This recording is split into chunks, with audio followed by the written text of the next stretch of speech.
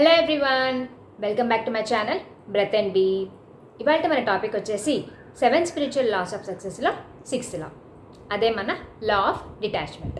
మరి ముందుగా లా of detachment గురించి తెలుసుకునే ముందు అసలు అటాచ్మెంట్ అంటే ఏంటో చూద్దాం. అటాచ్మెంట్ అంటే మనకి మనుషులతో, వస్తువులతో లేదా monetary assets, money are jewels వీటితో బంధం ఏర్పడితే దాన్ని అటాచ్మెంట్ అంటారు. మరి దీనికి కంప్లీట్గా ఆపోజిట్ అనేది డిటాచ్మెంట్ అంటే. మరి ఈ డిటాచ్మెంట్ని ఎలా ప్రాక్టీస్ చేయాలి? ఫస్ట్ది వచ్చేసి ధ్యానం, రెండోది వచ్చేసి యోగుల పుస్తకాలు చదవాలి, మూడోది వచ్చేసి ఎవరైనా గురువు దొరికితే వాళ్ళతో సాంగత్యం చేయాలి, నాలుగోది వచ్చేసి సజ్జన సాంగత్యం అంటే మంచి వాళ్ళతోటి 4 మంచి మాటలు మాట్లాడాలి లేదా వినాలి. ఈ విధంగా చేయటం వల్ల మనకి డిటాచ్మెంట్ అనే కాన్సెప్ట్ ఫస్ట్ అర్థమవుతుంది, తర్వాత దాన్ని ఆచరణలోకి పెట్టచ్చు. ఇక్కడ ఇంకొకటి కూడా ఉంది. కొంతమంది వైరాగ్యం అన్న పేరుతోటి వాళ్ళ కర్తవ్యాన్ని నిర్వర్తించకుండా తప్పించుకుంటూ ఉంటారు. కానీ కరెక్ట్ పద్ధతి ఏంటి అంటే సంసారంలో నిర్వాణం. సంసారం అంటే మన ఎవ్రీడే డ్యూటీస్, అంటే మన బాధ్యతలు. నిర్వాణం అంటే కంప్లీట్ స్టేట్ ఆఫ్ కామ్నెస్ లేదా పీస్. ఇక్కడ దీని అర్థం ఏంటి అంటే ప్రతిరోజు మన పనులు మనం చేస్తూ 100% డ్యూటీస్ని నిర్వర్తిస్తూ లోపల ఏది వేసుకోకుండా ఉండటం. ఇక్కడ మనకి 6th లా ఏం చెప్తుందంటే మనకి ఏది కావాలన్నా సరే దాంతో అటాచ్మెంట్ ఉండకూడదు. మరి ఒక డౌట్ రావచ్చు, మనకి 5th లా ప్రకారం ఇంటెన్షన్ని అండ్ డిజైర్ని కూడా వదిలేయాలా?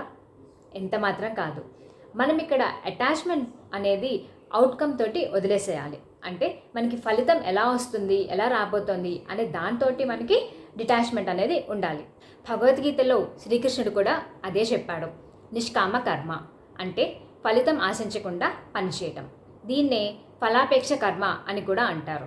సో ఇక్కడ ఏంటి అంటే మన పనిని మనం 100% నిర్వర్తిస్తూ ఫలితాన్ని యూనివర్స్కి వదిలేయటం.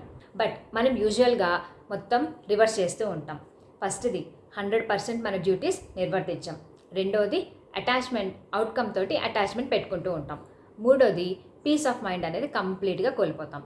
ఈ విధంగా జీవించడం వల్ల మన లైఫ్ మొత్తం కూడా స్ట్రెస్ తోటి, భయంతో, టెన్షన్ తోటి, ఆందోళన, ఇలా ఈ రకంగా జీవితం అంతా దుర్భరంగా ఉంటుంది. కొంతమంది చెప్తూ ఉంటారు, మేము 100% డిటాచ్మెంట్లోనే ఉన్నాము, మాకు ఏదీ పట్టదు, మేము దేనికి అటాచ్ అయి ఉండము అని.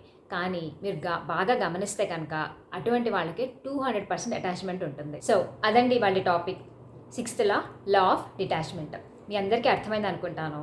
అర్థమైతే కనుక తప్పకుండా మర్చిపోకుండా లైక్ చేయండి, షేర్ చేయండి అండ్ సబ్స్క్రైబ్ చేయండి.